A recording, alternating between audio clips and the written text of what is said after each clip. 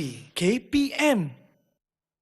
Assalamualaikum dan salam sejahtera kepada semua yang menonton. Nisa nak tanya, tahu tak apa itu pendidikan STEM? Menurut laman web stem.padu.edu.my, pendidikan STEM adalah pengintegrasian sains, teknologi, kejuruteraan dan matematik sebagai kaedah pengajaran dan pembelajaran yang lebih menarik dan menyeronokkan. Pendidikan STEM ini sangat-sangat penting. Sebab apa? Sebab ia meliputi pelbagai aspek kehidupan seharian dan dunia di sekeliling kita. Oleh itu, bagi mengukuhkan pendidikan STEM, Kementerian Pendidikan Malaysia, satu program telah diadakan iaitu STEM Online Challenge 2020 pada 1 Mei hingga 3 Disember, anjuran bahagian sukan, kokurikulum dan kesenian KPM. Ada 10 kategori yang dijalankan sepenuhnya secara dalam talian. 5 kategori bagi aktiviti sekolah rendah dan 5 lagi bagi sekolah menengah dengan penyertaan seramai 25,848 murid seluruh Malaysia. Oleh itu, kita akan menonton video-video yang terpilih sebagai pemenang kategori masing-masing, dimulakan dengan kategori Projek Video Digital Stay at Home COVID-19. At the end of the year 2019, the COVID-19 pandemic is currently spreading across the world in an unprecedented way. This cruel virus has affected millions of lives, and it should not be seen as a tribal matter. Malaysia's Prime Minister Muhyiddin Yassin has announced new economic measures, saying the country may need to extend its partial lockdown for another 2 weeks. Malaysia has seen daily 3-digit increase consecutively the past week. Now, on Monday, the number of new cases surged to 212. Kementerian Kesihatan mengatakan kes positif COVID-19 di negara ini akan terus meningkat. Dalam tempoh 2 minggu ini, duduklah diam-diam di rumah.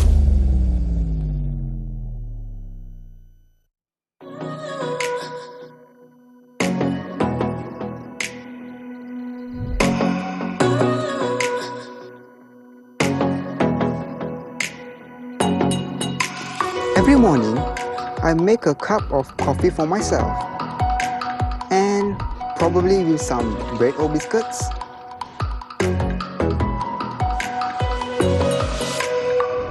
As usual, I like to take my bike out for a spin around the neighborhood.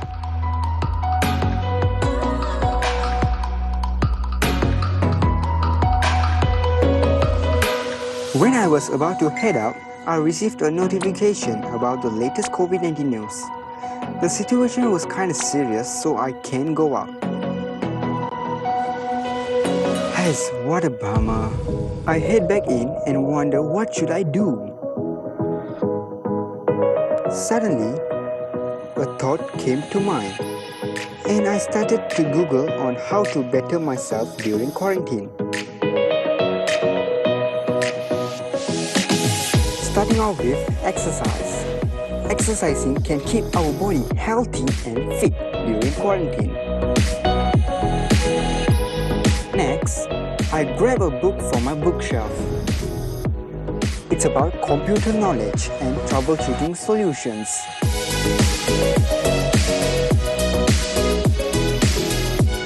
Speaking of computers, I decided to edit some footage to improve my editing skills.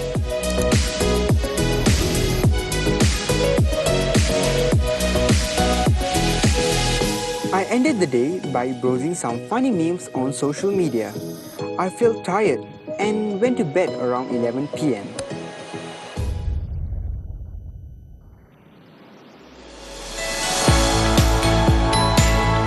These are the few ways to stop the coronavirus from spreading.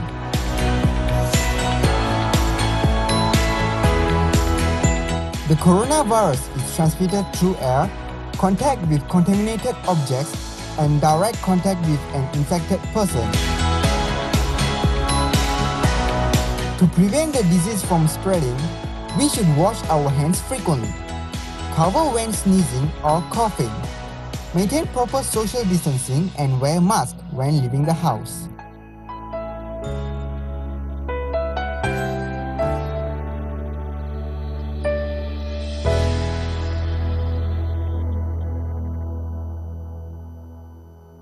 Itu dia olahan yang menarik dan kemas oleh adik Ting Kiong Sik dari Sekolah Menengah Kebangsaan Skudai Johor Bahru. Seterusnya kita akan menonton video bagi kategori pertandingan sains kraft oleh adik Nur Najihah Hasyun dari Sekolah Menengah Kebangsaan Sungai Pusu Selangor.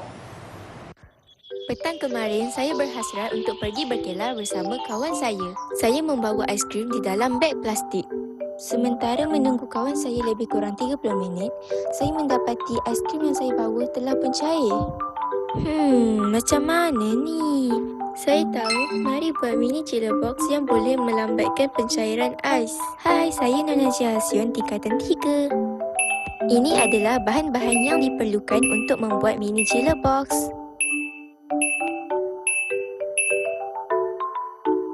Kain ini daripada sarung bantal yang lama. Warnakan cardboard anda dengan warna-warna yang cerah. Untuk membuat kotak luar, ini adalah ukuran-ukuran yang diperlukan.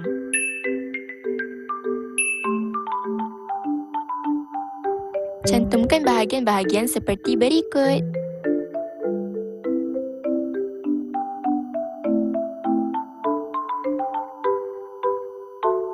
Kemudian, kemaskan sisi kotak dengan pita pelekat. Seperti ini. Seterusnya, mari buat kotak bahagian dalam. Ini adalah ukuran-ukuran yang diperlukan. Balutkan dinding kotak dengan plastik supaya senang dilap jika basah. Kemudian, cantumkan bahagian-bahagian cardboard tersebut. Untuk membuat tali mini chiller box, gunting kain dengan kelebaran 21 cm dan panjang yang diingini. Kemudian, lipatkan kepada 3 bahagian. Kemudian, buat lubang di sisi dan bawah mini chiller box untuk memasukkan talinya. Cantumkan kedua-dua penghujung tali tersebut. Saya selitkan kain di bahagian bawah kotak untuk berikan sokongan yang maksimum. Sekarang, sediakan bekas telur. Ini adalah ukuran-ukuran bekas telur yang diperlukan. Gam dan masukkan bekas telur di dalam kotak besar. Kemudian masukkan kotak bersaiz kecil. Tada! Sediakan ukuran-ukuran ini untuk mengemaskan lagi mini chiller box. Kemudian tampalkan pelekat velcro seperti berikut. Tampalkan juga kain di bahagian penutup kotak. Balutkan bekas telur untuk diletak pada penutup kotak sebagai penebat. Masa untuk menceriakan mini chiller box anda. Tada, mini chiller box sudah siap. Kelebaran tali dapat mengurangkan tekanan kepada bahu. Ianya juga praktikal dan boleh dibawa ke mana-mana. Konsep sains yang ada pada mini chiller box ialah: yang pertama, kotak merupakan penebat haba. Yang kedua, bekas telur juga daripada kertas dan ia memerangkau udara yang menjadi lapisan penebat di keliling kotak kecil dan pada penutup. Ini menjadikannya lebih kedap udara. Yang ketiga, warna yang cerah merupakan pemantul haba yang baik. Dan yang keempat, ais dibalut dengan tuala untuk mengelakkan udara dalam kotak mencairkannya. Masa untuk eksperimen. Saya menyediakan 2 bekas ais dan dilabelkan sebagai A dan B. Kemudian saya balut bekas A dengan kain dan memasukkannya ke dalam mini chiller box. Manakala bekas B diletak di luar. Tunggu selama 30 minit. Eksperimen ini dijalankan pada suhu persekitaran 25 darjah Celsius. Daripada pemerhatian, lebih daripada 50 ml cecair terhasil dari bekas B, namun tiada cecair di bekas A. Jadi, dalam 30 minit, ais dalam bekas A belum mencair. Sampai bilakah chiller box ini mampu melambatkan pencairan ais? Mari kita lihat. Wah, ais mampu bertahan selama 7 jam. Kesimpulannya, chiller box ini benar-benar dapat mengelakkan udara panas masuk ke dalam kotak. Ais saya tidak mencair sepenuhnya sehingga 7 jam. Berjaya! Sekian, bye! Didik TV KPM. Didik TV KPM. Kreatif betul penghasilan mini chiller box yang ditunjukkan sebelum kita berehat tadi. Video seterusnya oleh adik Nazura Hana Muhammad Haidir dari Sekolah Menengah Kebangsaan Aikro bagi kategori persembahan STEM. Jom kita saksikan. Teh 3 layer, gula merah, susu sejat dan teh dalam 3 lapisan yang berbeza. Satu hasil kreatif yang menggunakan aplikasi prinsip ketumpatan. Apa itu ketumpatan? Bersama saya, Nazura Hana, mengupas tajuk ketumpatan.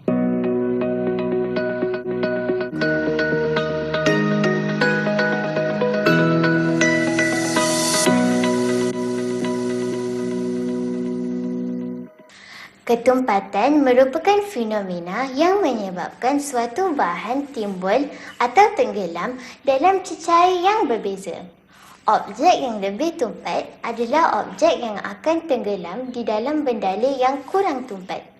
Begitu juga sebaliknya, objek yang kurang tumpat adalah objek yang akan timbul di atas bendala yang lebih tumpat. Fenomena ini boleh berlaku sama ada dengan kombinasi cecair dan pepejal atau dua cecair yang tidak larut antara satu sama lain. Apakah maksud ketumpatan? Ketumpatan sesuatu bahan boleh didefinisikan sebagai jisim per unit isi padu bahan tersebut. Sebagai contoh, 200 cm padu air, jisimnya adalah 200 gram. Jadi, bila kita masukkan nilai jisim dan isi padu air ini ke dalam persamaan tadi, ketumpatan air adalah 1 gram per cm padu. Minyak ini pula, untuk 200 cm padu minyak, jisimnya adalah 171 gram. Maka ketumpatan minyak adalah 0.855 gram per cm padu. Didapati di sini, ketumpatan air adalah lebih tinggi berbanding ketumpatan minyak. Jika saya tuangkan di dalam bekas yang sama, minyak timbul di atas air. Kenapa? Kerana ketumpatan minyak adalah lebih rendah dari air. Mari kita buat perbandingan antara duit shilling, penutup botol dan polisterina dengan dua cecair ini pula. Duit shilling tenggelam dalam kedua-dua cecair. Penutup botol tenggelam dalam minyak, tetapi timbul di atas air. Polisterina pula timbul di atas kedua-dua cecair. Jadi, kita boleh rumuskan, duit shilling merupakan objek paling tumpat, diikuti air, penutup botol, minyak dan polisterina. Kembali kepada air teh 3 layer ini. Sekarang kita sudah faham kan? Lapisan ini terbentuk kerana ketumpatannya yang berbeza. Pada asalnya, prinsip ketumpatan ini hanya digunakan untuk menilai suatu bahan itu timbul atau tenggelam. Macam peribahasa tu, untung sambut timbul, untung batu tenggelam. Kita sepatutnya berterima kasih dengan saintis yang mengkaji sehingga ia digunakan dengan lebih meluas. Contohnya, pemilihan bahan dan reka bentuk kapal, menilai keturunan bahan dan banyak lagi. Masih banyak ruang untuk kita teruskan bereksplorasi dan berinovasi.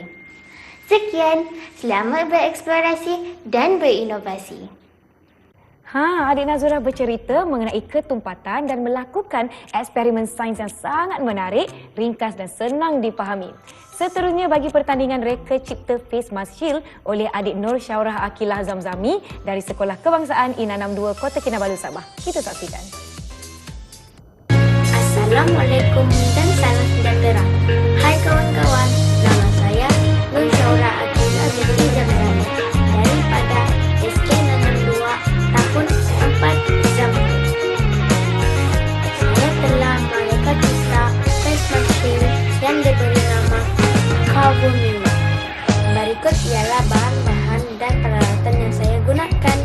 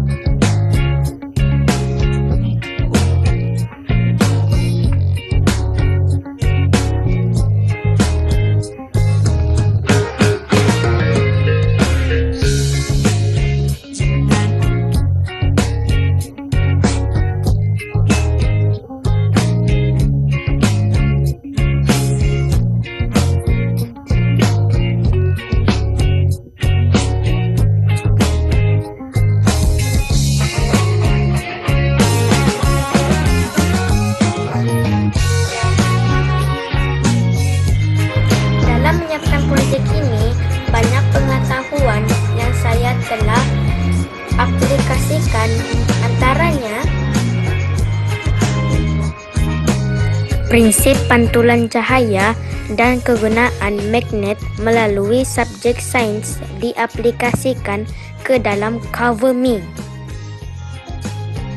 Kemahiran teknologi maklumat dalam menghasilkan paparan ruang tema menggunakan Microsoft PowerPoint. Mengukur projek dengan melalui pengetahuan subjek matematik, melakar, susun atur, dan pemilihan warna yang sesuai dalam subjek pendidikan seni visual. Mengaplikasi penggunaan teknologi, alatan elektronik yang dapat meningkatkan ciri-ciri keselamatan kepada pengguna.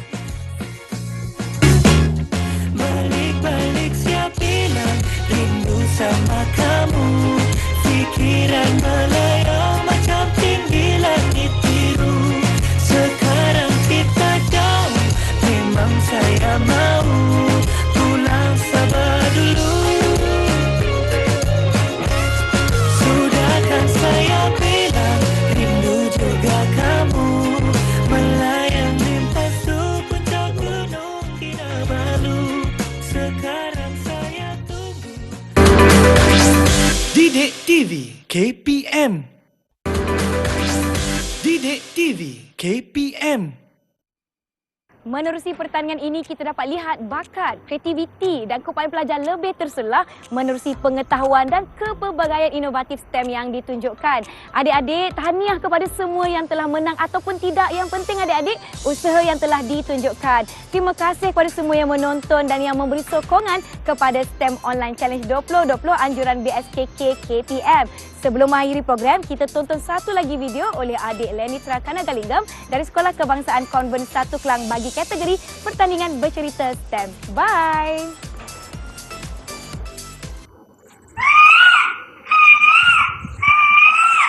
Yang dihormati, barisan kehakiman intelektual berkarisma dan penjaga masa yang setia. Berdirinya saya di sini adalah untuk menyampaikan sebuah cerita yang bertajuk Rintihan Merak. Namaku Merak. Dalam dunia sains, aku dikenali sebagai Homo Christatus.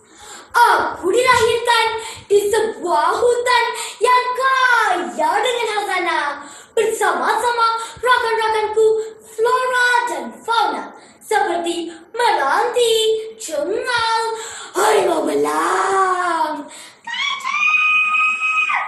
dan sebagainya. Kami hidup dengan begitu gembira dengan bantuan sang surya, air, dan udara yang segar.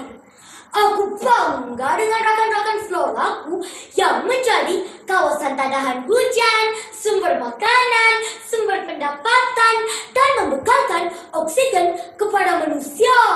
Akar pokok menjadikan struktur tanah kuat dan mengelakkan berlakunya tanah runtuh. Tiba-tiba, tolong! Tolong! Jerit tawanku si Meranti. Aku terlihat si Meranti diikat dan diukur dengan tali pengukur. Gergaji mesin telah memotong badan Meranti. Meranti! Aku meraung. Pada malam itu, kami tidur dalam kesedihan dan ketakutan. Selang beberapa hari, pemburu hara pula mencerobohi habitat kami. Rakanku Elephas Maximus ditimpa untuk mendapatkan gantingnya. Panthera tigris jacksoni pula dibunuh dengan kejam untuk mendapatkan kulitnya. Rakan-rakanku lari bertempiaran untuk melindungi diri. Bahagian badan mereka dijadikan pakaian, sumber makanan, perhiasan, dan ubat tradisional. Mengapa manusia mengancam keselamatan kita? Mengapa ibu saya harus ditebang? Soal anak Meranti, tentulah kerana kamu berharga. Batang pokok boleh dijadikan rumah dan perabot. Kau tahu Jati, kalau mereka tebang kau, mereka boleh menghasilkan 20 ring kertas. Aku bijak mencela. Aku menangis teresak-esak.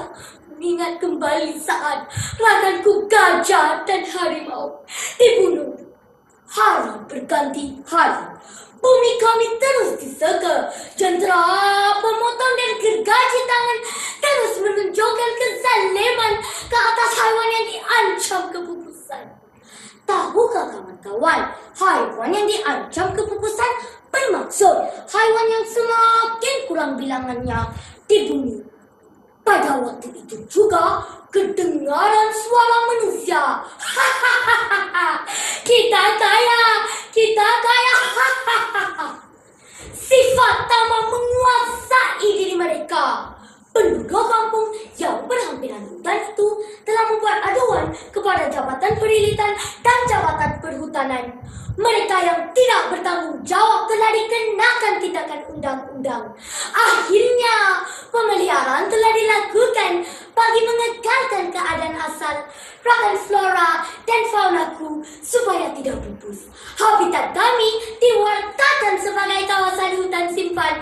Aku dan rakan-rakanku hidup bebas dan gembira semula. Kawan-kawan, jadikanlah cerita ini sebagai teladan. Janganlah kita alpa dalam mengejar kekayaan sehingga menyiksa hartanah bumi. Sekian, terima kasih. Didik TV KPM